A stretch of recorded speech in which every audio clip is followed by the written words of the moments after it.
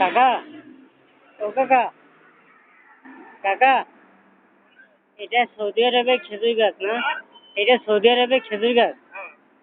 মাশাআল্লাহ, খুব ভালো হয়েছে।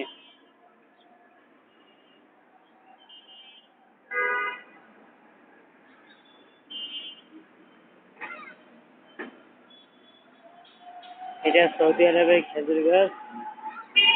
আপনারা দেখতে এবার পাচ্ছেন কি সুন্দর বড় হয়েছে। মাশাআল্লাহ, মাশাআল্লাহ, এরকম দৃশ্য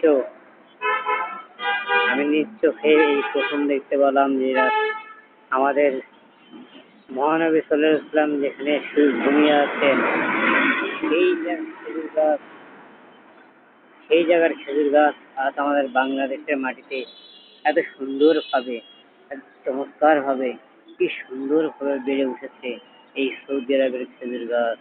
আলহামদুলিল্লাহ, মাশাআল্লাহ, কলিজা জুড়িয়ে গেল।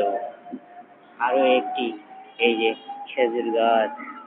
আর এই খেজুর গাছের একটা বৈশিষ্ট্য হচ্ছে এই খেজুর গাছের কোনো বীচি থেকে চারা হয় না। এটা কলা গাছের মতো একবার একটা চারা কিনে আপনি লাগালে গোড়া থেকে অটোমেটিক এইটা গাছের যে গোড়ায় মোটা থাকে, মোটার মতো একটা তৈরি হয়, সেই মোটা থেকে চারা তৈরি হবে। যেমন আপনারা দেখে দ্বিতীয় আরেকটি গাছ সেটা দেখাচ্ছি। এই যে দ্বিতীয় গাছের থেকে চারা আছে, একটি চারা এবং একটি চারা, মোট আর দেখতে পাচ্ছেন কিনা জানি না, একটি চারা, মোট তিনটি চারা। এই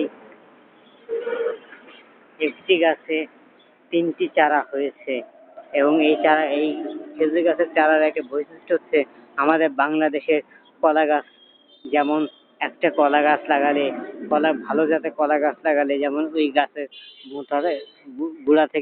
গোড়ার মোটা থেকে নতুন চারা হয়, ঠিক তেমনি এই গাছটা সৌদি আরবের এই খেজুর গাছটা একবার লাগালে গোড়া থেকে অটোমেটিক চারা তৈরি হয় এবং একটা চারার অনেক দাম।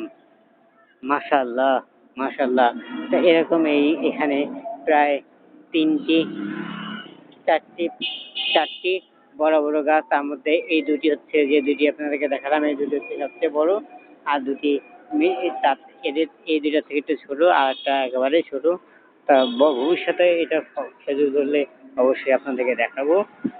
আর যদি ভিডিওটা ভালো লেগে থাকে অবশ্যই আপনারা আমাকে লাইক, কমেন্ট ও শেয়ার করে জানাবেন। আসসালামু আলাইকুম।